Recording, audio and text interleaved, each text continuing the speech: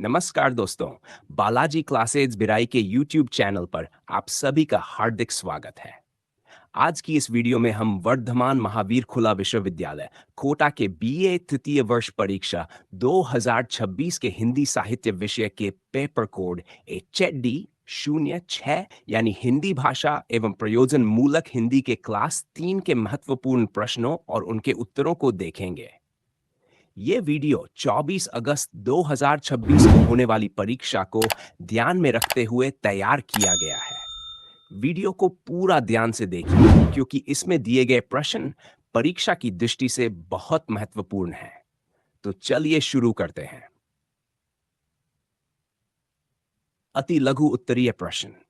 प्रश्न एक निम्नलिखित प्रश्नों के उत्तर दीजिए। प्रश्न एक का पहला भाग, भाषा और बोली में क्या अंतर है? उत्तर, भाषा का क्षेत्र और प्रयोग व्यापक होता है, जबकि बोली किसी विशेष क्षेत्र में बोली जाने वाली भाषा का स्थानीय रूप होती है। प्रश्न एक का दूसरा भाग, हिंदी की दो प्रमुख पूर्वी बोलियों के नाम लिखिए। उत्तर, अवधी और भोजपुरी हिंदी की प्रमुख पूर्वी बोलियों में मानी जाती हैं। प्रश्न एक का तीसरा भाग, मातृभाषा किसे कहते हैं? उत्तर, व्यक्ति बचपन में अपने परिवार और परिवेश से जिस भाषा को स्वाभाविक रूप से सीखता है उसे उसकी मातृभाषा कहते हैं। प्रश्न एक का चौथा भाग, प्रयोजन मूलक हिंदी की दो विशेषताएं लिखिए। उत्तर, प्रयोजन मूलक हिंदी की प्रमुख विशेषताएं हैं स्पष्टता और संक्षिप्तता। इसमें विषयानुकूल शब्दावली का भी प्रयोग किया जाता है। प्रश्न एक का पांचवां भाग, भावानुवाद क्या है? उत्तर, मूल पाठ के शब्दों की अपेक्षा उसके भाव और आशय को प्रमुखता देते हुए दूसरी भाषा में प्रस्तुत करना भावानुवाद कहलाता है। प्रश्न एक का छठा भाग, राजभाषा हिंदी की लिपि कौन सी है? उत्तर, राजभाषा हिंदी की लिपि देवनागरी है। प्रश्न एक का सातवां भाग, प्रतिवेदन किसे कहते हैं? उत्तर, किसी घटना, कार्य, योजना या विषय से संबंधित तथ्यों और निष्कर्षों को व्यवस्थित रूप में प्रस्तुत करने वाले लिखित विवरण को प्रतिवेदन कहते हैं। खंड ब, लघु उत्तरीय प्रश्न। प्रश्न दो, देवनागरी लिपि की प्रमुख विशेषताओं का वर्णन कीजिए। उत्तर, देवनागरी हिंदी भाषा की प्रमुख लिपि है। यह भारत की प्राचीन लिपि परंपरा से विकसित हुई है। हिंदी के अतिरिक्त संस्कृत, मराठी और नेपाली आदि भाषाओं के लेखन में भी इसका प्रयोग किया जाता है। देवनागरी की सबसे प्रमुख विशेषता इसकी वैज्ञानिक और व्यवस्थित वर्णमाला है। इसमें स्वर व्यंजनों को निश्चित क्रम में व्यवस्थित किया गया है। व्यंजनों का क्रम उनके उच्चारण स्थान और उच्चारण की प्रकृति के आधार पर रखा गया है।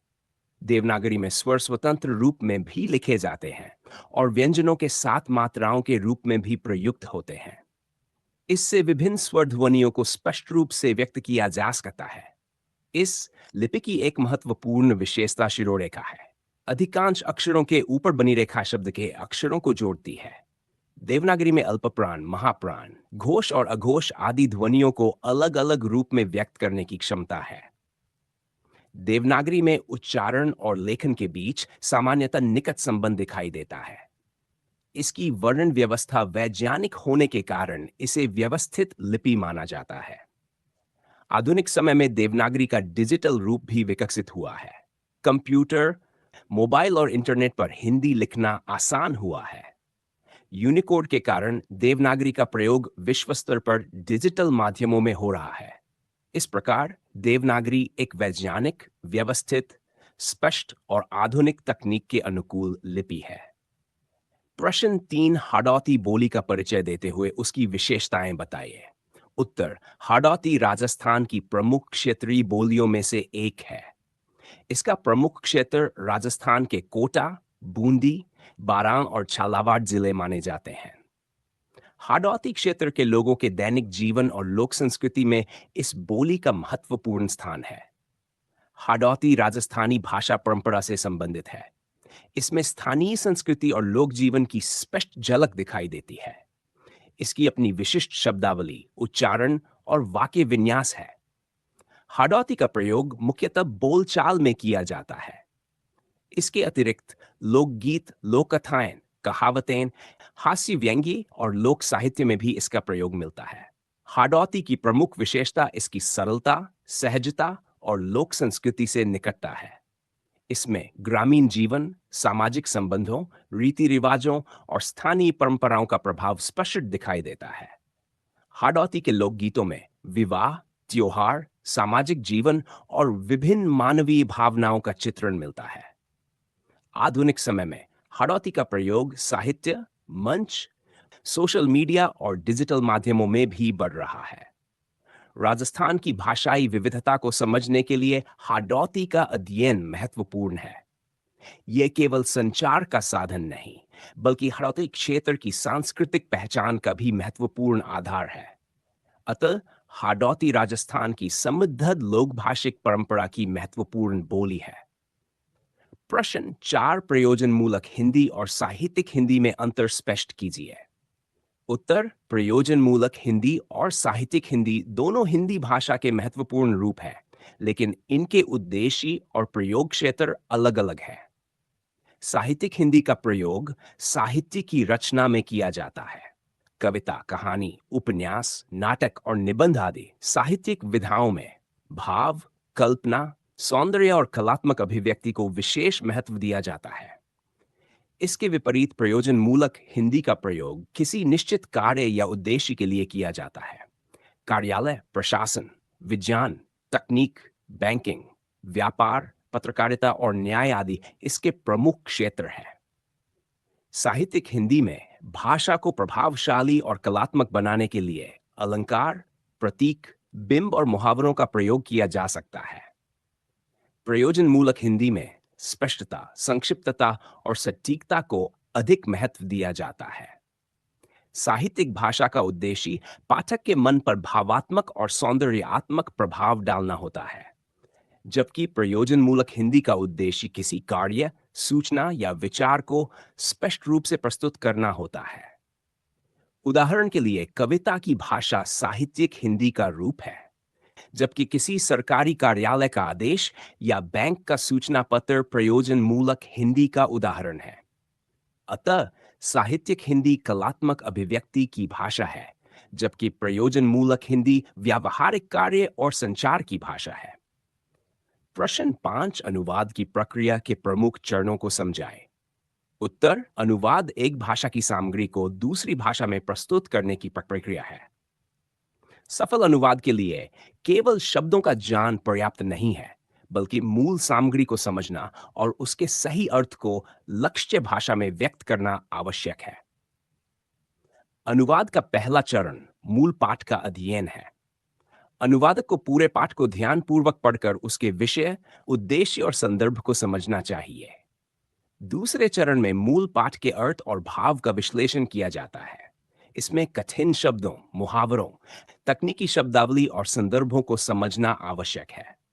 तीसरे चरण में उपयुक्त शब्दों और वाक्य विन्यास का चयन करके सामग्री को लक्ष्य भाषा में प्रस्तुत किया जाता है। अनुवादक को ध्यान रखना चाहिए कि भाषा स्वाभाविक और सहज हो। इसके बाद पुनरीक्षण किया जाता है। अनुवादित सामग्री को दोबारा पढ़कर अर्थ, व्याकरण, वर्तनी और भाषा की त्रुटियों को दूर किया जाता है। अंतिम चरण में यह देखा जाता है कि अनुवाद मूल पाठ के अर्थ और उद्देश्य के अनुरूप है या नहीं। इस प्रकार अनुवाद की प्रक्रिया में पाठ का अध्ययन, अर्थ ग्रहण, भाषा रूपांतरण, पुनरीक्षण और अंतिम सुधार महत्वपूर्ण चरण है। 6 प्रशासनिक पत्राचार के प्रमुख रूपों का परिचय दीजिए। उत्तर: सरकारी और प्रशासनिक कार्यों में सूचना, आदेश, निर्देश तथा विचारों के आदान प्रदान के लिए लिखित पत्राचार किया जाता है। प्रशासनिक पत्राचार प्रयोजन मूलक हिंदी का महत्वपूर्ण क्षेत्र है। इसके प्रमुख रूपों में सरकारी पत्र, कार्यालय ज्ञापन, अधिसूचना, परिपत्र, आदेश, अनुस्मारक और आवेदन आदि आते हैं। सरकारी पत्र किसी अधिकारी, विभाग या संस्था को औपचारिक सूचना या अनुरोध देने के लिए लिखा जाता है। कार्यालय ज्ञापन कार्यालय के कर्मचारियों या संबंधित अधिकारियों को किसी विषय की जानकारी देने के लिए प्रयोग किया जाता है। अधिसूचना किसी महत्वपूर्ण सरकारी निर्णय या सूचना को सार्वजनिक करने के लिए जारी की जाती है। परिपत्र द्वारा एक ही सूचना अनेक कार्यालयों या अधिकारियों तक पहुंचाई जाती है। आदेश में किसी कार्य को करने या किसी निर्णय का पालन करने के निर्देश दिए जाते हैं। अनुस्मारक का प्रयोग भेजे गए पत्र या सूचना की याद दिलाने के लिए किया जाता है। प्रशासनिक पत्राचार की भाषा स्पष्ट, संक्षिप्त, औपचारिक और निष्पक्ष होनी चाहिए। इसमें अनावश्यक भावुकता और अस्पष्टता से बचना चाहिए। इस प्रकार प्रशासनिक पत्राचार सरकारी कार्यों को व्यवस्थित ढंग से चलाने तथा सूचना और निर्देशों को संबंधित व्यक्तियों तक पहुंचाने का महत्वपूर्ण साधन है। प्रश्न 7 पल्लवन और संक्षेपण में अंतर बताइए। उत्तर: पल्लवन और संक्षेपण दोनों भाषा अभ्यास की महत्वपूर्ण प्रक्रियाएं हैं, लेकिन दोनों की दिशा एक दूसरे से अलग होती है। पल्लवन का अर्थ किसी छोटे, संक्षिप्त या सूत्र रूप में दिए गए विचार को विस्तार पूर्वक समझाना है। इसमें मूल विचार को बनाए रखते हुए उसके अर्थ, भाव और संदेश को विस्तार दिया जाता है। इसके विपरीत संक्षेपण में किसी विस्तृत लेख, विचार या सामग्री को उसके मुख्य भाव और विचारों के साथ कम शब्दों में प्रस्तुत किया जाता है। पल्लवन में सामग्री का विस्तार होता है, जबकि संक्षेपण में सामग्री का संक्षिप्तीकरण होता है। पल्लवन करते समय उदाहरण, तर्क, व्याख्या और आवश्यक विवरण जोड़े जा सकते हैं, लेकिन मूल विचार से हटना उचित नहीं है। संक्षेपण में अनावश्यक विवरण, उदाहरण और पुनरुक्ति को हटा दिया जाता है। दोनों में मूल भाव को समझना आवश्यक है। पल्लवन में भाषा सरल, क्रमबद्ध और व्याख्यात्मक होनी चाहिए। संक्षेपण में भाषा संक्षिप्त, स्पष्ट और प्रभावशाली होनी चाहिए। अतः कहा जा सकता है कि संक्षिप्त विचार को विस्तार देना पल्लवन है और विस्तृत विचार को संक्षिप्त करना संक्षेपण है। प्रश्न 8 जनसंचार माध्यमों में हिंदी की भूमिका स्पष्ट कीजिए। उत्तर: जनसंचार का अर्थ ऐसी प्रक्रिया से है जिसके माध्यम से सूचना, विचार और संदेश बड़ी संख्या में लोगों तक पहुंचाए जाते हैं। समाचार पत्र, रेडियो, टेलीविजन, सिनेमा, इंटरनेट और सोशल मीडिया इसके प्रमुख माध्यम हैं। भारत में हिंदी जनसंचार की महत्वपूर्ण भाषा है। हिंदी समाचार पत्र और पत्रिकाएं लंबे समय से जनता तक समाचार और विचार पहुंचाने का कार्य कर रही हैं। टेलीविजन और रेडियो ने भी हिंदी के प्रसार में महत्वपूर्ण भूमिका निभाई है। डिजिटल युग में हिंदी का क्षेत्र और अधिक विस्तृत हुआ है। हिंदी समाचार website, YouTube, social media post और ऑनलाइन वीडियो बड़ी संख्या में लोगों तक पहुंचते हैं। जनसंचार में हिंदी की भाषा सामान्यतः सरल, स्पष्ट और प्रभावशाली होती है। इसका उद्देश्य सूचना को अधिक से अधिक लोगों तक आसानी से पहुंचाना है। हिंदी जागरूकता में भी महत्वपूर्ण भूमिका निभाती है। शिक्षा, स्वास्थ्य, सरकारी योजनाओं, सामाजिक समस्याओं और नागरिक अधिकारों से संबंधित जानकारी हिंदी में उपलब्ध होने से आम जनता को लाभ मिलता है। विज्ञापन के क्षेत्र में भी हिंदी काव्याप का प्रयोग होता है। हिंदी में दिए विज्ञापन हिंदी भाषी ग्राहकों तक आसानी से पहुंच सकते हैं। इस प्रकार हिंदी जनसंचार का एक प्रभावी माध्यम है और आधुनिक समय में डिजिटल तकनीक के कारण इसका प्रभाव लगातार बढ़ रहा है। प्रश्न 9 व्यापार के क्षेत्र में हिंदी के महत्व पर प्रकाश डालिए। भारत एक विशाल बाजार वाला देश है और यहाँ हिंदी का व्यापक रूप से प्रयोग किया जाता है। इसलिए व्यापार और वाणिज्य के क्षेत्र में हिंदी का महत्वपूर्ण स्थान है। व्यापार में ग्राहक और व्यापारी के बीच प्रभावी संवाद आवश्यक होता है। यदि उत्पाद की जानकारी ग्राहक की समझ में आने वाली भाषा में दी जाए, तो ग्राहक उसे आसानी से समझ सकता है। विज्ञापन में हिंदी का प्रयोग कंपनियों के लिए विशेष रूप से उपयोगी है। हिंदी में तैयार किए गए विज्ञापन बड़ी संख्या में लोगों तक पहुंच सकते हैं। इससे उत्पाद की जानकारी और प्रचार अधिक प्रभावी हो सकता है। व्यापारिक पत्राचार, ग्राहक सेवा, बाजार प्रचार और बिक्री के क्षेत्र में भी हिंदी का प्रयोग किया जा सकता है। स्थानीय बाजारों में हिंदी के प्रयोग से ग्राहकों के साथ बेहतर संबंध स्थापित करने में सहायता मिलती है। ई कॉमर्स और डिजिटल व्यापार के विकास के साथ हिंदी का महत्व और बढ़ गया है। वेबसाइट, मोबाइल ऐप और ऑनलाइन खरीदारी में हिंदी भाषा का विकल्प उपलब्ध होने से हिंदी भाषी ग्राहकों को सुविधा मिलती है। हिंदी व्यापार को केवल महानगरों तक सीमित रखने के बजाय छोटे शहरों और ग्रामीण बाजारों तक पहुंचाने में भी सहायक हो सकती है। इस प्रकार व्यापार में हिंदी ग्राहक संपर्क, विज्ञापन, प्रचार, बाजार विस्तार और ग्राहक सुविधा का प्रभावी माध्यम है। दीर्घ उत्तरीय प्रश्न। प्रश्न 10 हिंदी की प्रमुख बोलियों का विस्तृत परिचय देते हुए उनके साहित्यिक महत्व को स्पष्ट कीजिए। उत्तर। हिंदी भाषा का क्षेत्र बहुत विस्तृत है।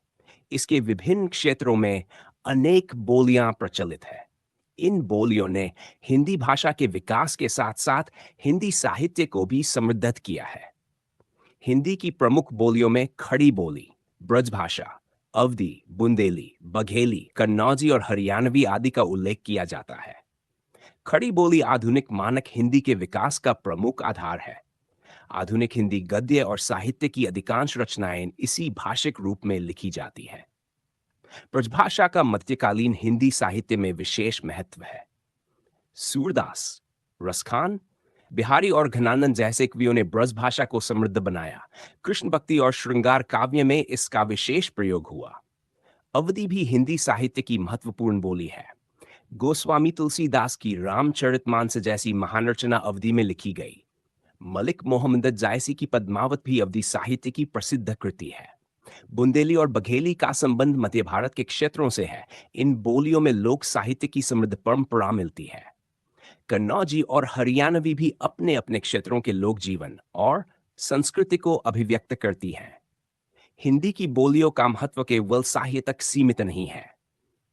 इनके लोकगीत, लोक कथाएं, कहावतें और लोक गाथाएं भारतीय संस्कृति और सामाजिक जीवन का महत्वपूर्ण दस्तावेज हैं। इन बोलियों ने हिंदी के शब्द भंडार को समृद्ध किया है और हिंदी साहित्य को विविधता प्रदान की है। आधुनिक समय में इन बोलियों के संरक्षण के लिए साहित्य, डिजिटल मीडिया और लोक संस्कृति के माध्यम से प्रयास आवश्यक है। अतः हिंदी की बोलियां हिंदी भाषा की विविधता, समृद्धि और सांस्कृतिक विरासत की महत्वपूर्ण आधारशिला है। प्रश्न 11 अनुवाद के क्षेत्र और उसके महत्व पर विस्तार से चर्चा कीजिए। उत्तर। अनुवाद आधुनिक युग में भाषाओं के बीच संपर्क स्थापित करने का महत्वपूर्ण माध्यम है। भारत जैसे बहुभाषी देश में इसका महत्व और अधिक बढ़ जाता है। अनुवाद के माध्यम से एक भाषा में उपलब्ध ज्ञान और विचार दूसरी भाषा के लोगों तक पहुंचते हैं। अनुवाद का प्रमुख क्षेत्र साहित्य है। कविता, कहानी, उपन्यास और नाटक आदि के अनुवाद से विभिन्न भाषाओं का साहित्य एक दूसरे के पाठकों तक पहुंचता है। इससे साहित्यिक और सांस्कृतिक आदान प्रदान बढ़ता है। शिक्षा के क्षेत्र में भी अनुवाद का महत्व है। विभिन्न भाषाओं में उपलब्ध पुस्तकों और अध्ययन सामग्री का अनुवाद विद्यार्थियों के उपयोगी होता है। विज्ञान और तकनीकी के क्षेत्र में नई वैज्ञानिक खोजों तथा तकनीकी ज्ञान को भारतीय भाषाओं में पहुंचाने के लिए अनुवाद आवश्यक है। प्रशासन और कानून के क्षेत्र में सरकारी दस्तावेजों, नियमों और योजनाओं को विभिन्न भाषाओं में उपलब्ध कराने में अनुवाद की भूमिका महत्वपूर्ण है। व्यापार और उद्योग में विभिन्न भाषाओं के ग्राहकों और संस्थाओं के बीच संपर्क के लिए अनुवाद की आवश्यकता होती है। अंतर्राष्ट्रीय व्यापार में तो अनुवाद अत्यंत आवश्यक है।